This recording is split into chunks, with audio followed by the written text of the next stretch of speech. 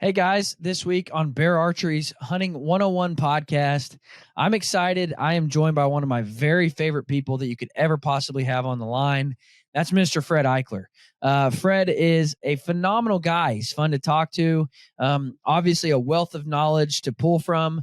And me and Fred, we talk about our recurve setups for the year. We talk about how to build confidence in your setups.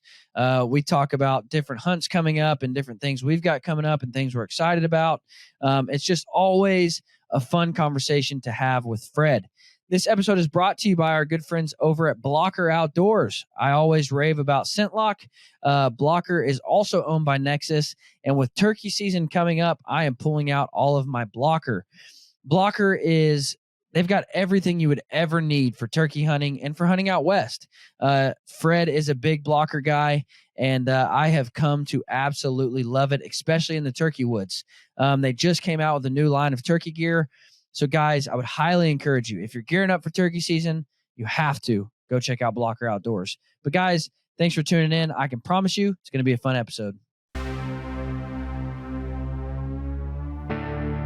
Welcome to Bear Archery's Hunting 101 podcast, where hunters new and old come to learn and find inspiration from stories of hunts gone by. Everyone is welcome to enjoy the outdoor way of life, and there is no better time to start than right now. So let's head into the great outdoors with your host, Dylan Ray.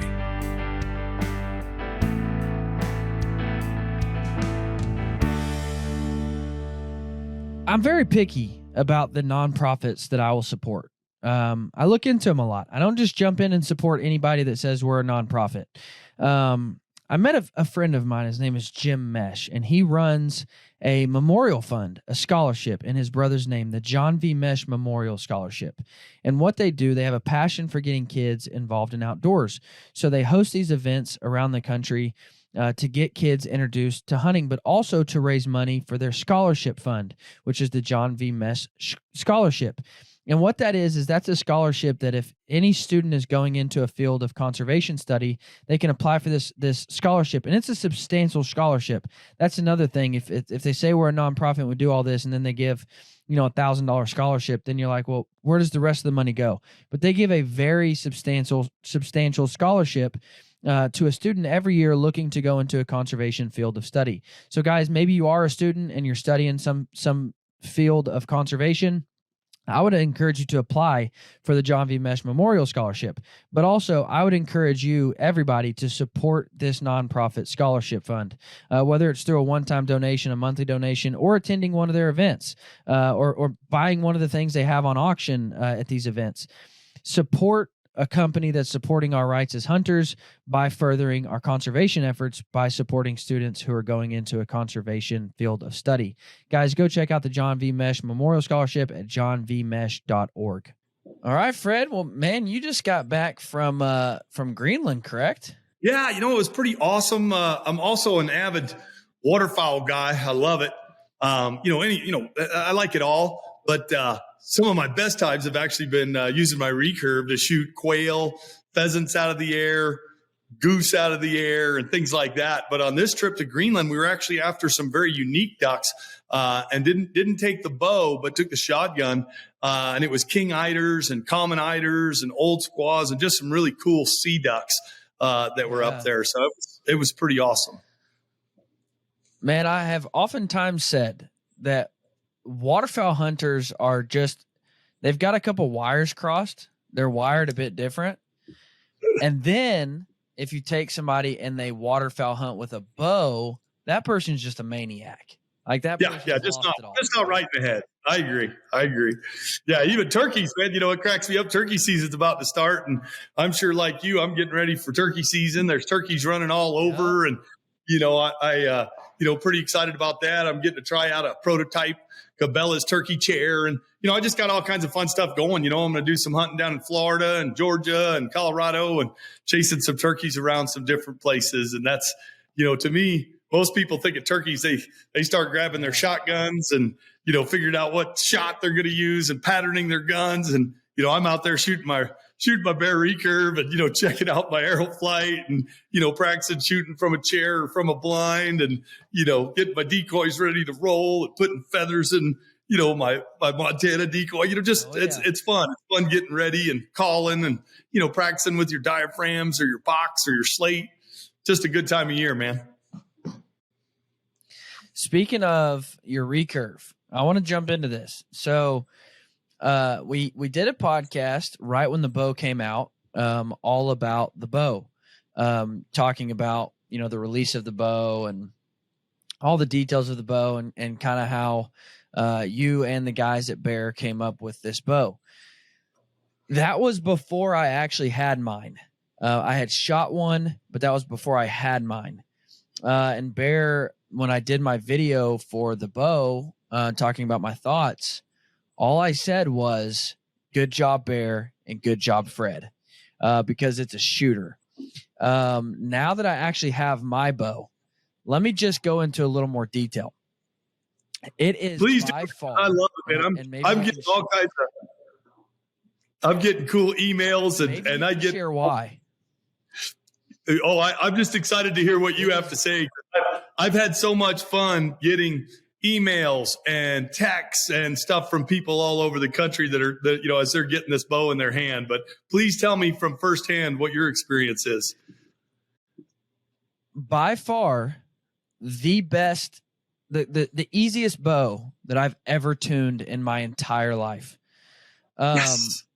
Fred, I'm kind of and I've shared this with you in the past, I'm an anal tuner. I take that maybe too far into depth. And so sometimes, I think you just made up a word. I think you just made up a word, anal tuner. I've never heard that one, but okay, I'll go with it. There you go. Okay, I'm anal about the way I tune my bow. That's what I'll say. And so sometimes, with that being the case, sometimes, man, tuning a bow is a job, because you go into all these things and anyways.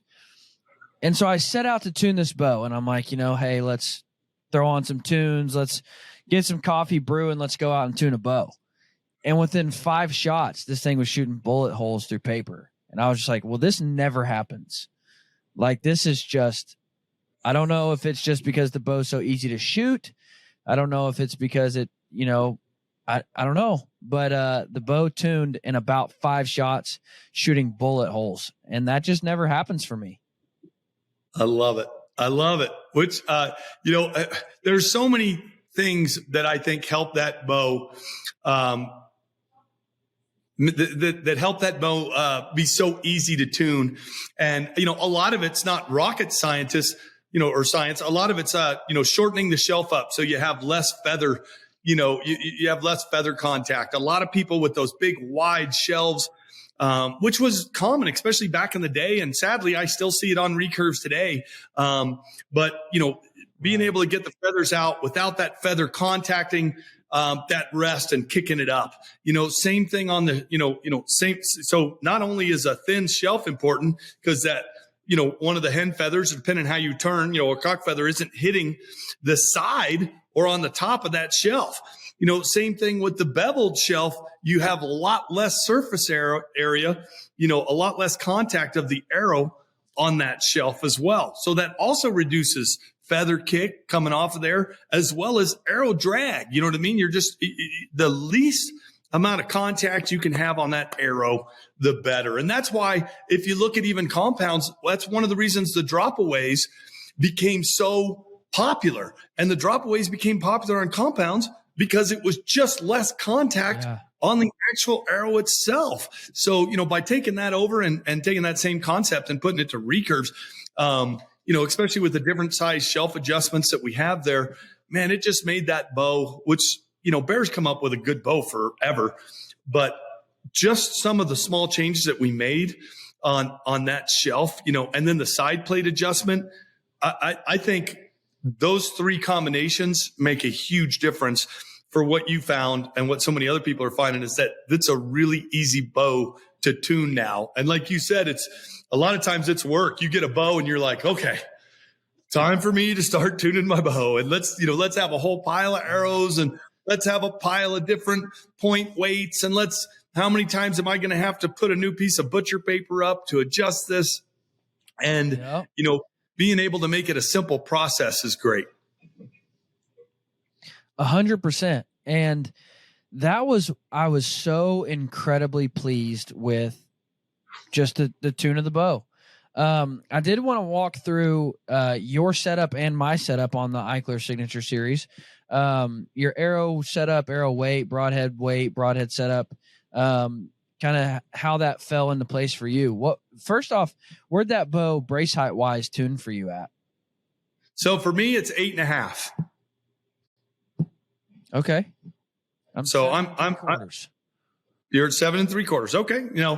Again, a lot of that's, it's all dependent on how you hold the bow, how you shoot the bow. And that's a great thing about a recurve is you can tune it back and forth and, see what works best for you.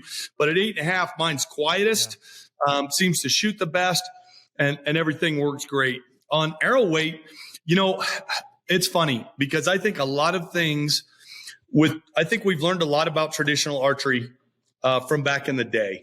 And I say that because we've made a lot of improvements on things like better laminations. So we have faster bows, better designs, because of engineering and, the technology that we have today, better materials. So we could make a smaller riser and things like that. Smaller diameter arrows. We've proven that you get better penetration with a smaller diameter arrow. So, better string materials. We've got better string materials than those guys did, back in the day. And what I'm getting to is that although there's been a lot of changes, one of the things that Fred Bear said a long, long time ago is that a good rule of thumb for arrow weight is 10 grains per pound of bow weight. So if you're shooting a 40-pound bow, that's a 400 grain arrow. If you're shooting a 45-pound bow, that's a 450 grain arrow. And I'm telling you, Fred knew exactly what he was talking about. To me, I still use that as a great rule of thumb, whether I'm, shooting something huge, a moose, a buffalo, whatever, or I'm shooting something smaller. I think Fred had it dialed in. Again, I think FOC is important. I like to have that front of center weight, but for arrow weight, I run it at about 10 grains per pound. And I'm running 3 different setups right now with 3 different, bow limbs and links, basically for whether I'm in a ground blind and whether I'm shooting in a tree stand. But almost every time I try and run my arrow weight to where it matches up with Fred's old algorithm, I guess you would say, which was 10 grains per pound of bow weight. And it seems to me that works out about perfect. Now, I remember one time in a conversation, I think it was right when you came to Bear, actually, you talked about how you shoot pretty much everything in North America with a 43-pound bow. Is that still where you fall? Is that 43-pound mark, or have you up, down? I took pretty much all 29 with a 54-pound bow. You know what I mean? On limbs. I've taken that down a little bit as my shoulders, you know what I mean? And, as I get older and my shoulders tore up, I've killed deer with 35 pounds. And, last year I killed 2 bulls with 45 pounds. Killed a bull in Oregon and it was 42 yards, I think. And then I killed a bull in Colorado and he was close, 24 yards, I think. Both of them, incredible penetration, no problem. And, again, lighter bow weight, but I was, using that 10 grains, per pound of bow weight to match it up. But so right now that would be accurate. I'm between 43 and 46, 47 pounds on pretty much everything right now. And that's including, last year I shot brown bear, black bear, caribou, multiple elk, whitetail, mule deer, antelope, and didn't have any penetration issues at all with that lighter poundage. So, and to each their own, whatever you have found that works well for you, that's 100% what you should shoot. But what do you say to this new crowd of people that think that you have to have an 80-pound compound or a 90-pound compound, or, they're like, man, that's the biggest question I get asked is when's Bear going to make an 80-pound compound? And I'm like, probably when you need one. Like, but so I'm like, man, guys shoot elk and the moose with 45-pound recurves, but yet you think you have to have 80 in a compound for it to function well. I don't get it. Well, and I agree with you, Dylan. To each his own. I try not to push my stuff on other people. Everybody should do what they feel, but facts are hard to get away from. And the fact is, if you, and I don't care who it is, you put a guy in a tree stand with an 80-pound compound, and you put a guy in a tree stand with a 55-pound compound, and have them both draw and video them and see who makes the most movement. So, it's just, and also let's say they lose an opportunity on that shot and they have to let that bow down.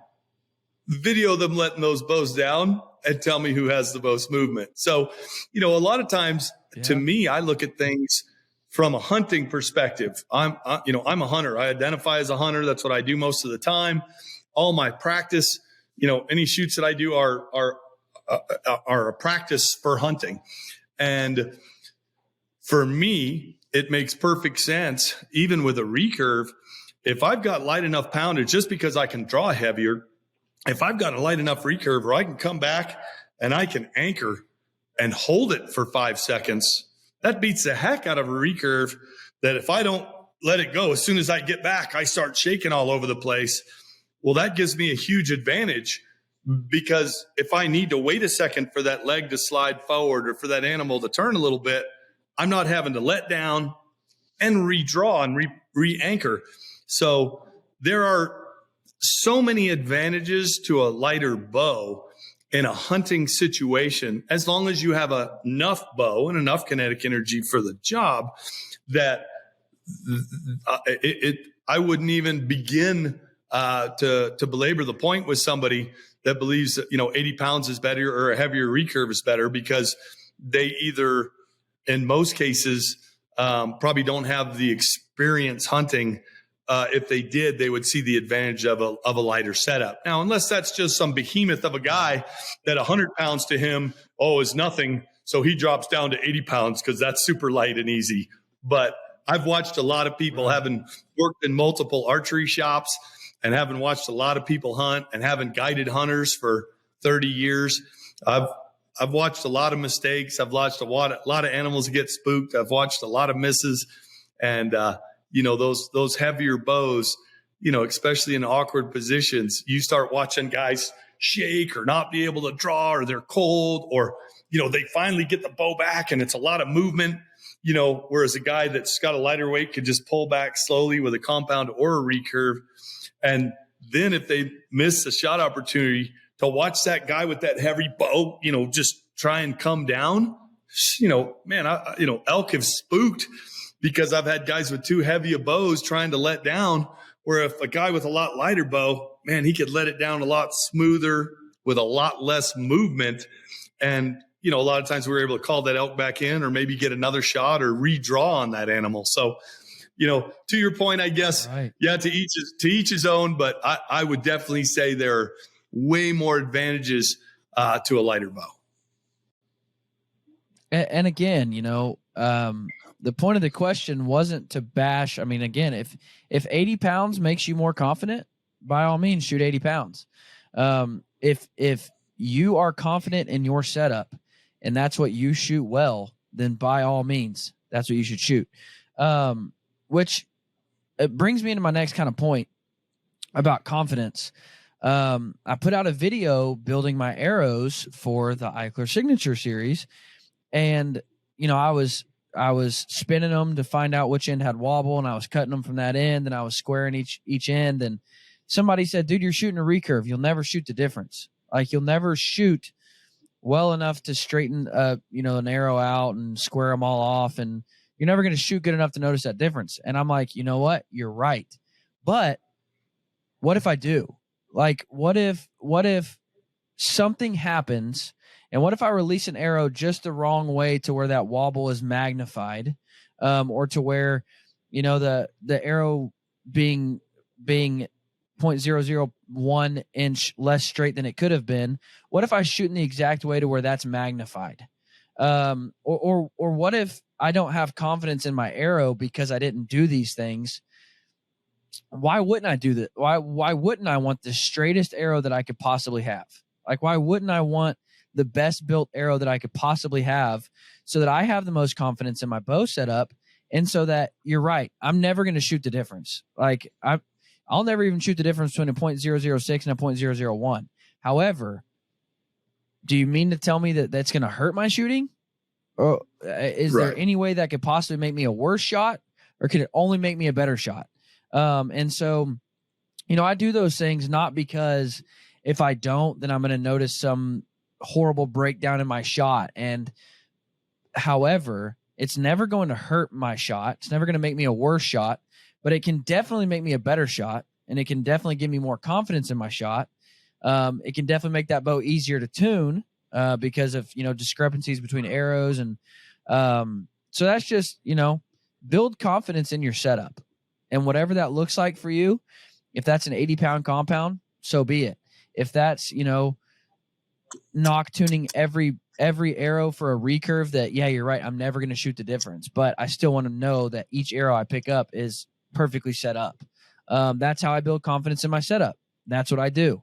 So I couldn't agree with you more. When you were saying that, I was smiling and nodding because, when somebody says you won't shoot the difference, yeah, okay, I may not, but let's say we could prove that makes a 1/4 inch difference at 30 yards.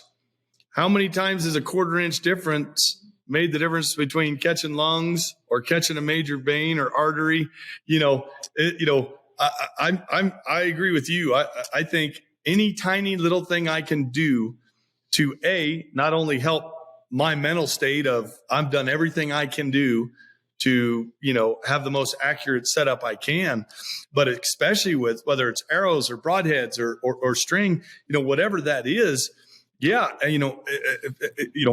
I would argue that maybe you do shoot the difference, or maybe it makes a tiny little difference at that. Maybe you've hit an animal and now you have to take a 60-yard shot to try and, put another arrow in it. Would that arrow that wasn't perfect make a little bit of a difference? Well, of course it would. So, like you said, I think it's a combination of not only confidence, but also there's a real measurement to that. There is an actual real measurement you could put to that and go, yeah, that does make a difference. And, this is what it is.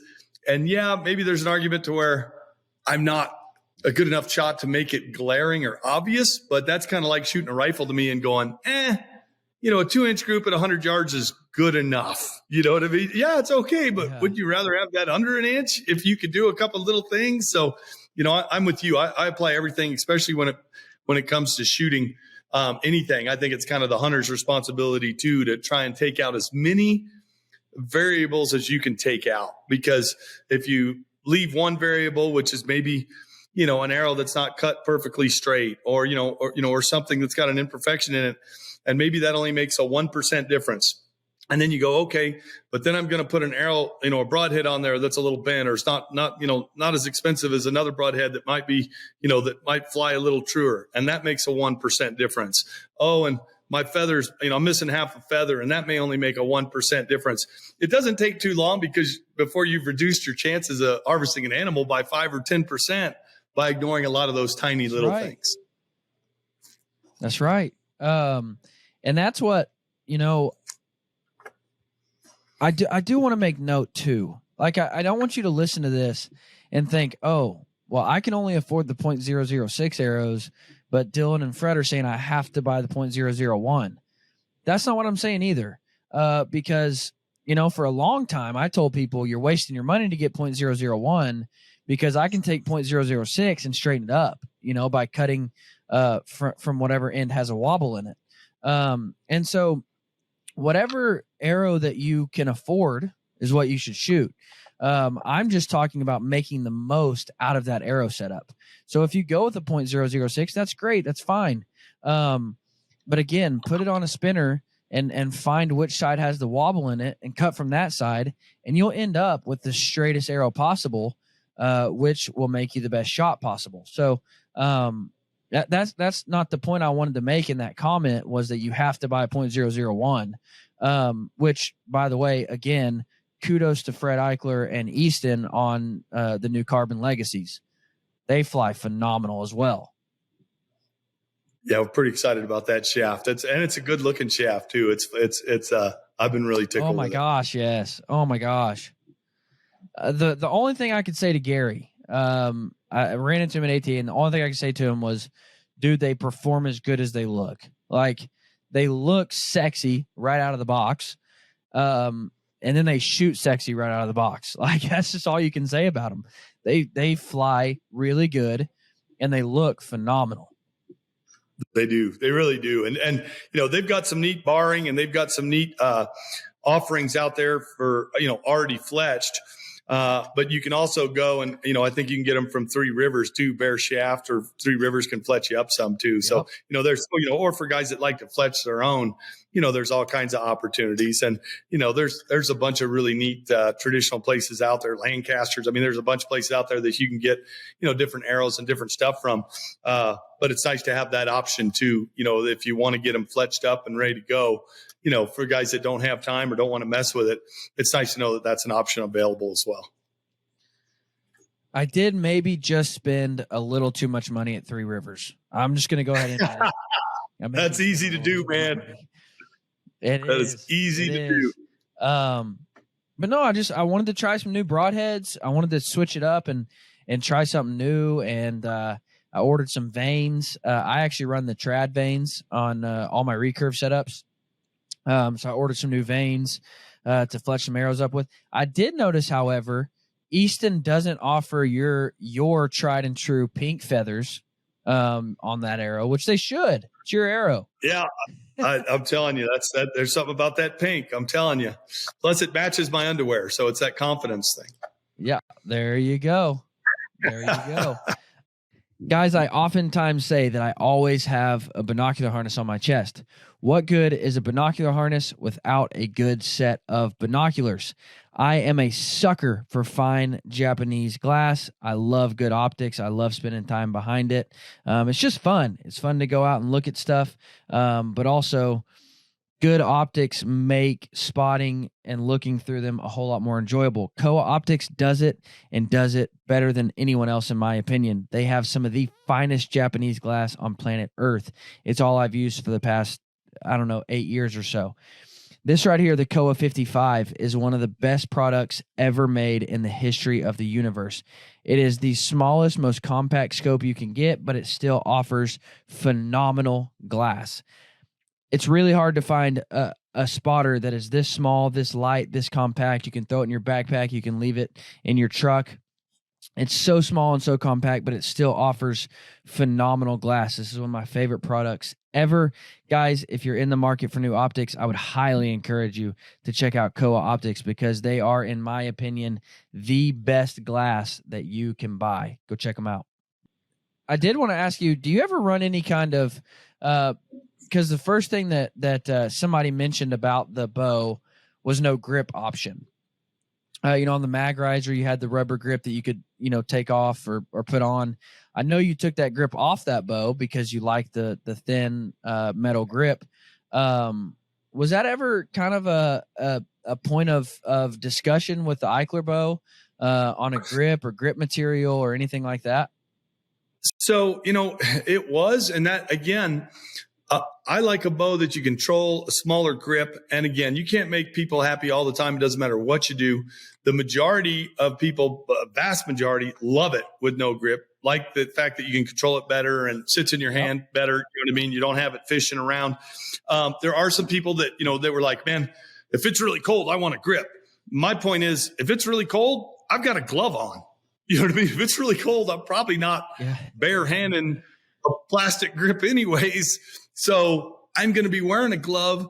And if I'm wearing a glove, do I want a glove and a grip that just gives that, bow more opportunity to kind of fish around in my hand? Right. So there's all kinds of aftermarket stuff. I think some guys have an aftermarket grip you can put on there. Some of the older Bear ones will work on there still.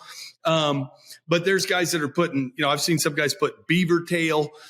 Jim, I think Big Jim's, he's got one that he, puts on there.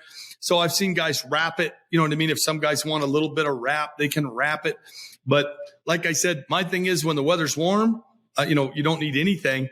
And if the weather's cold, odds are I'm wearing a glove. So for me, it's a non-issue. I think it's something that, some guys go, I just feel more comfortable with a grip.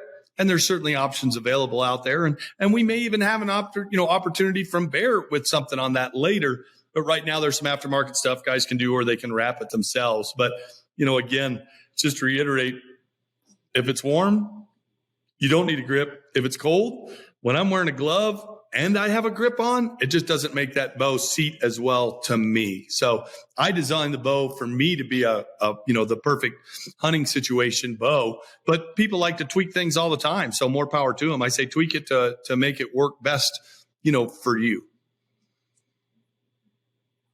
Yeah. And that is, I prefer Wilson tennis racket tape. It's $2 at Academy Sports. And I really like that. It's comfortable in the hand. I despise gloves. So man, if it's 10 degrees outside, I'm still probably not wearing gloves. Just because I hate my hands, having gloves on them. So, I do run it with a grip specifically for the cold because I despise gloves. However, if you are going to wear gloves, because a lot of the new gloves, have the traction pads on them.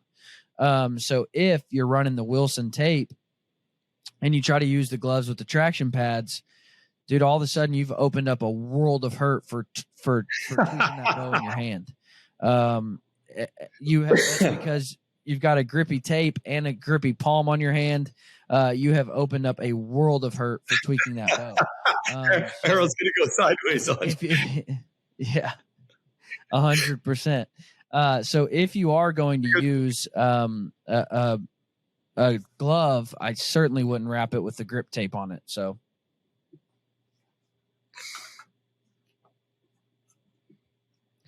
Fred, what do you got coming up this fall? What's this year for you?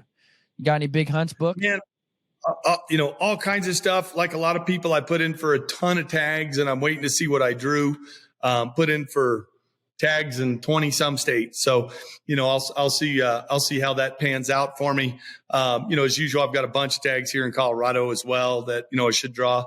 And then the normal stuff, man, just excited, chasing all kinds of stuff. It doesn't matter. The hogs, the turkeys. Right now, I usually go from what I can hunt at the time. And, so right now I'm getting geared up for small game and turkeys. And, I'm pretty excited to get out there and chase turkeys in Florida and chase turkeys in Georgia, chase turkeys in Colorado and, wherever else I could chase them. So, turkey's kind of on the, it's on the front of my mind right now because that's the season that's here. Old man once told me the best way to become a good bow hunter is to bow hunt small game. There you go. And just shoot all the time, man. Just, shoot at frogs, shoot at fish, shoot everything. Yeah, absolutely. That's what you got to do, man.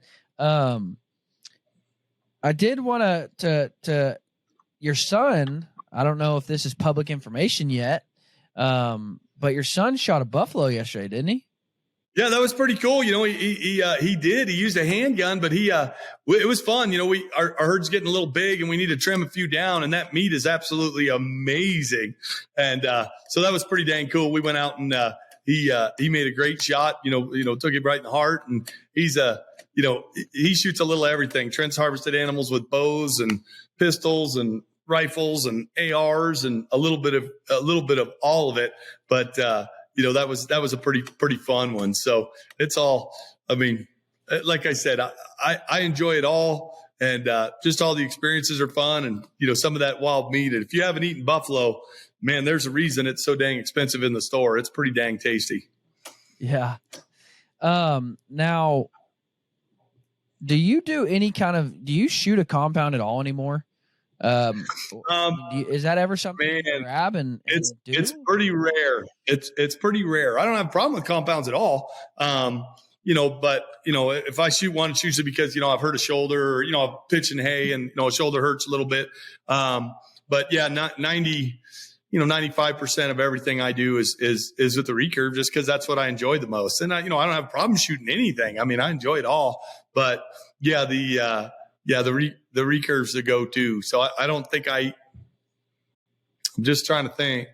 I don't think I shot anything with a compound last year. Yeah, I was trying to think. I shot 30 bears with a recurve, caribou, 2L, antelope, whitetail mule. I think another I think dang near everything I shot last year was recurve bow. So yeah, I didn't shoot the compound at all last year. Possibly the year before that, I grabbed it and shot a deer. But yeah, it's the recurve. That's just, it's kind of like your go-to. It's what you enjoy the most. Right. So that's what I grabbed the most.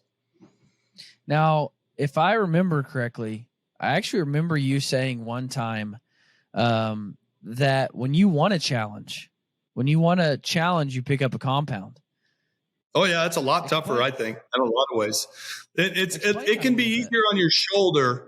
It can be a little easier on your shoulder. You know what I mean? Like if you're having some aches and pains, but that would be it. But as far as other stuff, yeah, I think a recurve or a longbow, I think once you get efficient with one of those, they're so much easier in so many ways. I don't have to have as much gear. I don't have to carry a rangefinder. The bow itself is a ton lighter. I don't have sights and rests and releases and, a quiver and, heck, a buddy of mine, I think we were talking and laughing because we had to tighten up some screws on his bow. And I think we counted like 36 set screws on his compound. And I was like, man, that's 36 different screws that could come loose on you. That's like, that's 36 more things that could go wrong. So, there's some of that stuff that you go, woo. So yeah, don't get me wrong. Like I said, I don't have a problem with the compound. Love it. You know what I mean? I've shot a compound, had some great hunts with compound, but yeah, my favorite by far and what I think I am the most efficient with would be a traditional bow, for sure. See, I remember, and kind of right when you were coming to bear was when I started shooting a recurve. And I remember after you told me that, I remember thinking to myself, and I might have even said it on the podcast, I wish I could get to that point. Like, I wish I could get to the point of like, I feel more confident with this than I do anything else. And just last year, I was in a ground blind in Oklahoma and a doe comes out. I have my compound, and a doe comes out and I'm at full draw. And literally I think to myself, I'm like, I wish I had my recurve because I'm at full draw and I don't feel as confident with this as I would with my recurve. And, so I shot the doe, and at the end, I was just like, somebody asked me like, so what happened? How was it? And I'm like, well, I learned one thing. And they're like, what's that? And I'm like, I enjoy my recurve more. And they're like, you didn't have your recurve. What do you mean? And I'm like, I know, but I was literally at full draw thinking, I wish I had my recurve. Like that was the difference. Like I had built enough confidence in my recurve and shot it enough that I felt like I would be better off with that at full draw than I would have with my compound at full draw. And so that was the case, at least for the beginning of the season. But by the end of the season, while I had missed a whitetail and wounded a bear, then I thought, man, I wish I had my compound now. But well, that'll always play games with you. But to your point, there's a lot of times, you go, man, that especially close shots. I mean, part of bow hunting to me is those close shots, and you get an animal within 5 yards, 10 yards. You can draw that recurve so much quieter, so much easier, so much smoother than you could a compound. So in close range shots, no comparison. Way rather have the recurve, for sure. But one of the ways I proved it to a buddy of mine is he was like, I don't get it. Why the recurve, Fred? You can shoot the compound and you shoot the compound good. And I said, man, it just gives me an advantage. And he goes, how does it give you an advantage? Why do you feel it's an advantage? And I was trying to explain it. And I said, let's go out and shoot. So we went out and he had a 3D target. I said, but let's agree that an 8 ring on this 3D target, and, as far as hunting goes, is a kill zone. So an 8, 10, 12, we'll take those all out. it's either a kill shot or not a kill shot. So in other words, if you shoot in the 10, I shoot it in the 8, we tie type thing. And I said, how do you usually sit in the tree stand? And he said, well, I usually have my bow on a hanger. And I was like, okay. And I said, well, let's just hold our bow. Like, there's a deer. I said, you say go, and let's shoot that 3D deer target. Now, it was only 20 yards away, which is actually about your average shot, you know what I mean, for most stuff in the field. I think average shot in Pope and Young, on Pope and Young registered deer was only 26 yards, and that was up a little bit from what it used to be. But for argument's sake, we got 20 yards away from a 3D target. And I said, you say go, and let's try and kill that deer as fast as we can. And he said, go. And I drew back and I shot the deer in the 8 ring. I knocked another arrow. I shot the deer in the 8 ring. I drew another arrow and I released at the same time he did. And he hit it in the 10 ring. And he went, got it. I got it. Understood. And he got it because he had to hook on his release. He had to draw his compound. He had to acquire his sights, and then he had to shoot. And I've got so many videos of times where I've shot an arrow and then shot another arrow within seconds that, you know, there's so many advantages. The elk I shot last year in Colorado, Tim was videoing me, and I had to turn around in the stand, literally leaning against I had a, thank goodness, a hunter safety vest on, but I was leaning against it, and I had to draw my bow at a goofy angle and shoot through some trees. Now, I could have never in a million years done that with a compound. Now, are there shots that I could make with a compound that I couldn't make with a recurve?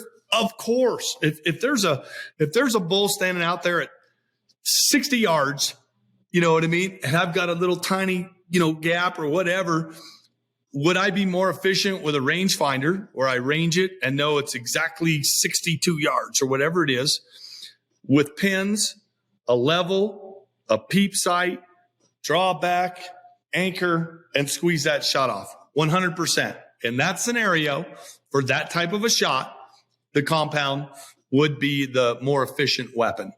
But as a friend of mine told me one time, he said, Fred, he said, if I want to shoot a ping pong ball off your head, I'm going to get a compound bow and a rangefinder, pins, a release, and I'm going to shoot the ping pong ball off your head. He said, if I want to kill you, I'm going to grab a recurve or a longbow, because odds are I won't know the yardage and it'll be a quick shot, and I'd be more efficient with that. And you'll be running and I was like, there you go. That's an interesting, it was an interesting analogy, but I was like, all right, that makes sense. And so, there's, somebody could belabor the fact, but I mean, everybody's been in a tree stand where they went, man, if I had this weapon, it would be more efficient. But you can also play that game with a rifle and a compound. Like, oh man, I could have killed that one with a rifle. I could have killed it with a compound. Or man, I could have taken that with this, but not with this. Or if I was left-handed, I could have taken that deer, but I was right-handed, so I couldn't get turned there. But for me, in most hunting, bow hunting situations, not shooting targets, but in most bow hunting situations, I find that a traditional bow just gives me a big advantage a lot, because a lot of times the shots are quick. A lot of times I don't want to take the time to try and figure out yardage. A lot of times, that deer just all of a sudden appears, or that elk appears, and it's like, oh my gosh, I got to shoot right now. And if I broke down every situation I've ever had in the field, it would definitely lean towards being able to shoot faster and accurate within 25 yards, as opposed to shooting pinpoint, maybe accuracy, or a little bit more accuracy, but slower. Well, and that's what, to your point, you can play that game forever. If I had my compound, if I had a rifle, you can continue to play that game forever. And to that person, I just want to say this. If you ever want to shoot a deer with your bow, you have to leave your gun at home. And if you ever want to shoot a deer with your recurve, you have to leave your compound at home. Like, that's just how it goes. If you try to decide, when I was a kid, it was like, if I was in a ground buy, it's like, well, I'm going to take my rifle and my bow.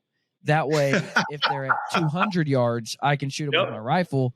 And if they're at 30, I can shoot them with my gun. Or I'm sorry, with my bow.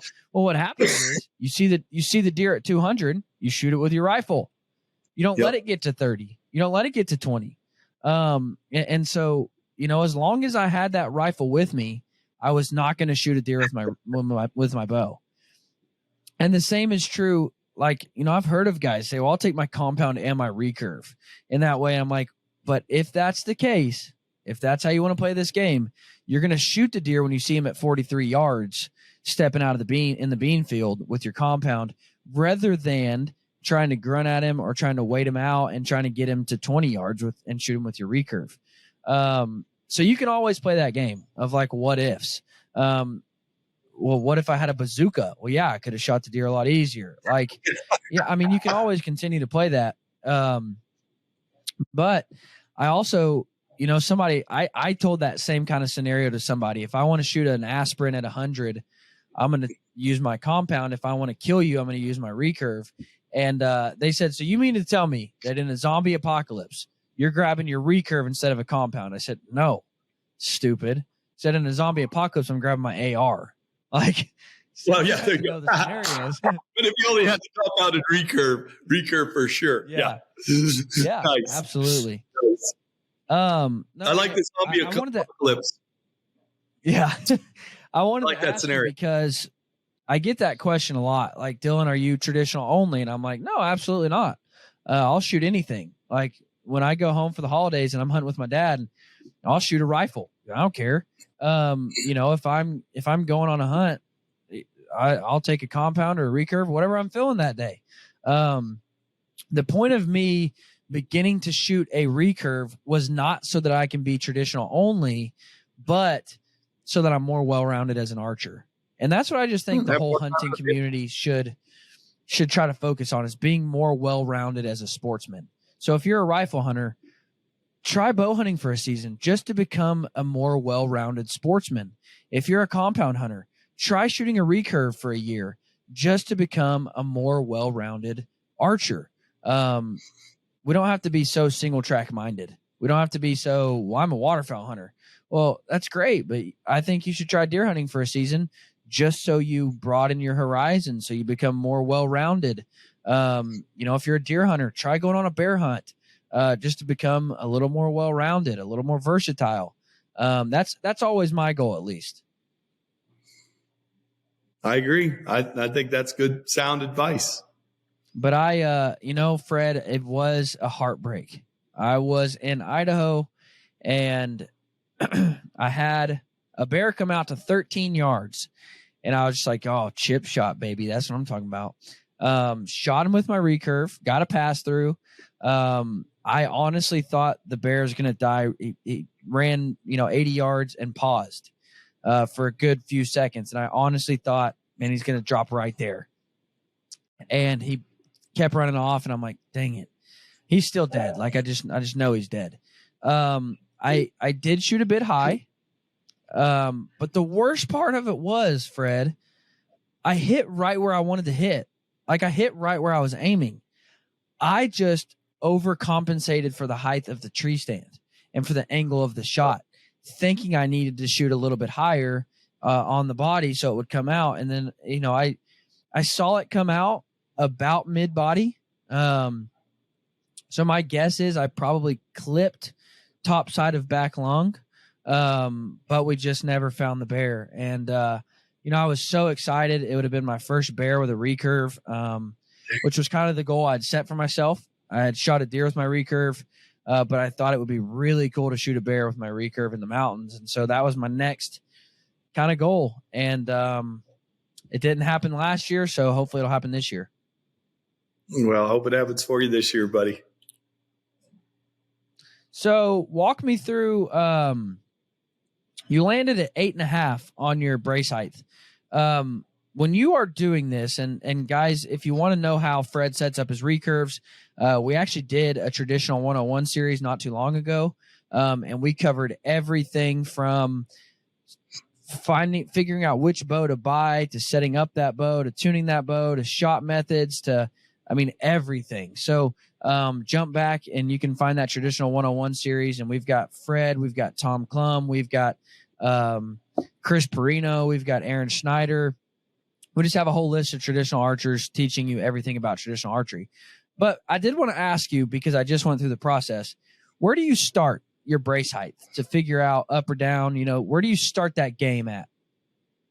So you're going to laugh, but depending on the length of the limb and the length of, the riser, but, I look at it and put it to what looks right to me based on how much string I want touching the limb. I want a little bit of string on the limb, but I don't want a lot of it. If I've got an inch and a half, string touching the limb, to me, that's way too much. So first thing I do is I eyeball it, or I'll start really low and then just start twisting it, 3 twists, shooting it, 3 twists, shooting it, 3 twists, shooting it. And I'm just looking for, like we discussed on your other podcast, that spot where it's the quietest. And you'll find that range, and I'll make a note. As soon as I start hearing the difference, it's getting quiet, I'll make a note. And then I'll keep twisting the string and keep twisting the string and shooting. And then it'll hit a spot where it starts getting louder again. And I'm like, okay. So almost like, tuning a guitar string. Boom, boom, boom, boom, boom, boom, boom, boom, boom. And you're doing the same thing where it's like, okay, yep, this is hitting that note that I want exactly. And you can go too far one way or too far one way. And with a recurve or a longbow, it's based on how loud that bow is. And so when it's the quietest, and you can have a friend or, one of your kids or, sit there listening as well. But when it gets to the quietest, that's when I go, boom, that's my brace height. And I adjust everything off that. I'll write that down. That's my brace height number. And then if I want to add moleskin to the limbs, or then if I want to add, string silencers or cat whiskers or whatever I want to add to even quiet that up even more, I'll add it on after that, because it makes no sense putting it on before that. You haven't got it at the quietest it will be with just a bare string yet. So, always do that with just a bare string. But that's how I adjust it. And, what works perfect for one person may not work perfect for the other. I think I told you one time, draw your recurve and look in a mirror and see if that string doesn't come down and go, and then go back down. So a lot of it depends on how people hold the bow, how people release the string. So there is a lot of, how heavy is your arrow? You know what I mean? How light is your arrow? There's a ton of different variables that go into that. And a lot of it has to do with, how you particularly shoot your bow and how much string slap there is or what you're doing. So just because a brace height works for one person doesn't mean that brace height will work the same for the next person. And that is, going back to what you said, I think that's part of the reason. And we talked about the grip of the bow, and we talked about how easy it is to tune. And I think those things have a direct correlation. I think that bow is becoming, people are finding it easier to tune because it doesn't have a big, fat, wide grip for their hand to mess. They're not torquing it different each and every time they shoot it. They have a consistent grip on that bow every time, and that's going to make it easier to tune. Because, man, right. I have had bows where bows. Well, I'll just name it. The Kodiak Hunter. I loved that bow. I loved shooting. It was a joy to shoot. But tuning it was miserable because it's got such a fat little grip on it that my hand would change so much. I'd have 3 arrows that are great, and then I'd have 4 arrows that sucked. And I'd have 2 arrows that were decent, and I've had 1 arrow that was great and 2 arrows that would suck. And I'm like, I can't tune this bow because I can't hold the bow consistent enough to shoot it. Again, I loved that bow. That's the bow I shot the bear in Idaho with. I loved that bow, but it took me discipline. Like when I would go to shoot that bow, I would have to continually think about the way I was gripping that bow. It wasn't a bow I could just grab and my hand fall into place. Yeah, and you hit the nail on the head. I think that's what's so important about a grip that you control as opposed to the grip controlling you. And going back to that brace height, this isn't something new. I tell guys the word fist mel, fist mel and brace height basically the same, but that comes back from the old longbow shooters, the English and French, and what I mean. They knew that fist mel on their longbows was super, super important. And they would literally measure it against their fist with their thumb up and go, okay, this bowstring, when I string it, needs to be right here for my bow to make it shoot the best. And that's how they could shoot accurately out at longer distances. They knew that's what they had to have. So, it's certainly not new when it comes to recurves, longbows. they're all unique, but things like you just mentioned, consistency makes a huge difference. Having that brace height set up for that individual bow and your style of shooting makes a huge difference. Absolutely. After we did that first podcast and you talked about finding the quietest that bow will shoot, I actually put out a video, a tip, and I said, this is how Fred tells me to do it. Said maybe Fred's too traditional, but I downloaded a decibel reader. I just got a decibel reader on my cell phone for $4.99 or whatever. You set it on a tripod, you shoot right beside your phone, and it's telling you when it gets quieter and when it gets louder every time you shoot.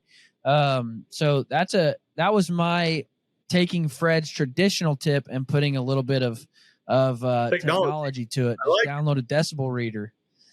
I like it. Download a decibel reader, and then it tells you when it's quieter. Yeah, absolutely. That's awesome.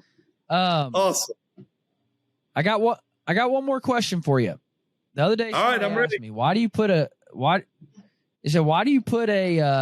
stabilizer on your recurve? The only answer I had for them was because Fred Eichler does, and if it's good enough for Fred, it's good enough for me. So why do you run a stabilizer, and does it make a massive difference in shooting a recurve? Not a massive difference, but it makes a little difference to me. I like a little, again, it helps keep that weight forward for me. And I think it helps offset like a quiver. Anything you add to your bow starts adding weight, you know what I mean? And can make that bow react a little differently when you release the pressure. A little bit of weight up front to me just helps keep that string track, helps keep that bow follow through. I just think it just helps me out a little bit as far as keeping that bow centered. I just like a little bit of weight there out forward. I just think it helps keep it centered. So it makes a little bit of a difference for me. So I like it. I've shot without, I've shot with. I prefer to shoot with one. No, I did ask somebody this though. I said, the person who asked me that, I said, well, have you ever watched Olympic recurve shooters? They said, yeah. I said, they have stabilizers on their bows, don't they? Why? Because it makes them a better shot. So although I don't have a 36-inch stabilizer out front like they do, that's still going to make me a better shot. It's still going to balance the bow better for me. It's still going to take out some of the vibration. It's still going to take out some of the noise. It's the same reasons you have one on your compound is the same reasons to have one on your recurve. So I choose to run one because, again, it's going back to the whole deal with your arrows and micro tuning your arrows. Am I ever going to shoot a difference? Like, am I ever going to put a stabilizer on and shoot, 4% better and that be measurable and be able to tell that? No, not at all. But it's not ever going to hurt me to have it on there, but it can help me to have it on there. Right. So why not have it help me? You know what I mean? Yes, sir. I'm with you. I actually, and to each his own, but man, if you're out in the wind and you're trying to shoot in the wind, having a heavier bow will make that arm less affected by the wind out in front of you by having that bow just kind of set there being a little bit heavier. You know what I mean? Yes, sir. I do. So Fred, what's your hunting 101 field note? That one tip that the listener can take and make themselves a better hunter with? Take one shot. Take one shot every day. It beats the heck out of 10 shots or 40 shots. That animal gives you one shot. So it never matters to me. When I go out and practice, I don't care where my second arrow goes. I don't care where my fourth arrow goes. The only one that matters to me is my first arrow. That's it. Because in a hunting situation, that second arrow doesn't matter. So my practice, when I go out to practice, I'll go out and just take one shot. And I don't shoot it at the same yardage. I may shoot 10 yards one morning and 40 yards the next morning, 60 yards the next morning, whatever. I vary it up. But I may think about that shot all day after I take it. But to me, that's the best practice you can do. So practice like you're going to hunt, and you're going to hunt and it's just going to be one arrow. So, to me, that's some of the best practice you can have is just, taking that one shot, because doesn't matter, man. Doesn't matter. I shoot with guys all the time. They're like, oh, now I'm dialed in. I'm like, yeah, but you missed the whole target your first shot.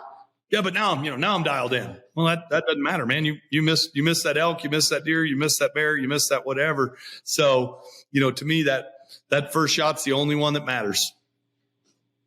So it's almost exactly what I do. So my plan is in the morning when I wake up, take one shot. Like you said, whether that's at 40 yards or 10 yards or 2 yards, I mean, whatever that's at, take one shot. If that shot sucks, you spend all day going, man, what did I do? Like, did I pull through my shot too much? Did I shoot on the collapse? Was my grip off? Was it, what did I do? And if that shot's great, then you start thinking about still what you did. Like, man, that felt perfect. How do I recreate that every time I shoot? Man, my shot broke perfectly. Everything felt good. You think about that all day.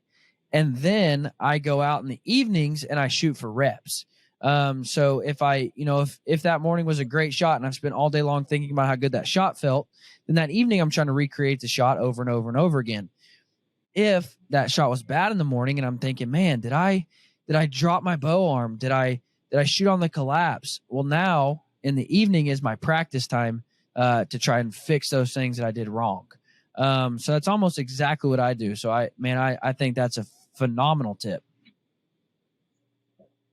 Excellent. Fred, where can they find you at? So we've got YouTube Shorts, Fred Eichler. I've got a Instagram page, Facebook page, Twitter page. So they can just look up Fred Eichler fan page, and some of our stuff will pop up, and we post every day kind of what's going on or what we're doing, or pictures from hunts that we're either just came back from or that we're going on. And then some of it's just some of the everyday, farming. We're dropping calves right now. So, the boys are working on, farming. So between calves and farming and getting ready for season, and that's pretty much what it's all about. Guys, there's one fabric that if you're not wearing, you absolutely should be. It's a magic fabric. It changes everything about the way you layer, everything about the way you dress, everything about the way you hunt, and that is merino wool. I couldn't even begin to tell you all of the benefits of merino wool, and I'm going to miss some for sure. But guys, whether it's summer or whether it's winter, this is going to keep you cool in the summer. It's moisture wicking. It's going to pull the moisture away from your body, but it's also going to hold your heat in the winter. It is antimicrobial. It doesn't smell. It doesn't hold scent like other fabrics does. So if you're out on a 5-day hunt, you don't have access to a washer, this is not going to hold your scent. It's not going to get stinky and nasty. It's also quick drying. You can hang this up in your tent. You can hang it up on a clothesline. It's going to dry really quick. But the coolest part about merino, in my opinion, is that when it gets wet, it still maintains its warmth properties. So if there's a light rain or a snow and this gets wet, it's still going to keep me warm. There's no itch. It's non-allergenic. It's an amazing fabric. Minus 33. I stumbled upon minus 33 by accident. I was on backcountry.com and they were having a blowout sale. I needed some new merino for a hunt that was coming up. And so I dove in, I bought it. And when I got it, it was the softest, best merino I have ever felt in my entire life. I've not worn anything but minus 33 socks for everyday life, whether I'm hunting, hiking, or just, out for the day. I haven't worn anything but minus 33 socks in over a year and a half. Every single day I'm wearing their underwear. Every single time I'm out hunting, whether it's 100 or whether it's 5, I'm wearing some sort of beanie to cover up my chrome dome and to keep that covered up and warm or cool, if it's in the summer. But also that UV protectant. I like to wear it in the summer. Guys, minus 33 does merino, in my opinion, better than anybody else does it. Go check out minus 33 for all your merino wool. And if you haven't ever tried merino, guys, you are missing out. It will change the way you layer. It will change the way you hunt. Go check out merino wool and go check out minus 33. Guys, if you have not shot the Fred Eichler Signature Series Recurve, I would highly, highly encourage you to do it. It's a phenomenal shooting, but it's a fun bow to shoot. And it's just pretty stinking sexy. I mean, it's a good looking bow. So if you haven't shot one yet, if you haven't checked it out yet, I would highly encourage you to do so. Guys, thank you so much for tuning in. As always, I hope you hunt hard and never stop learning.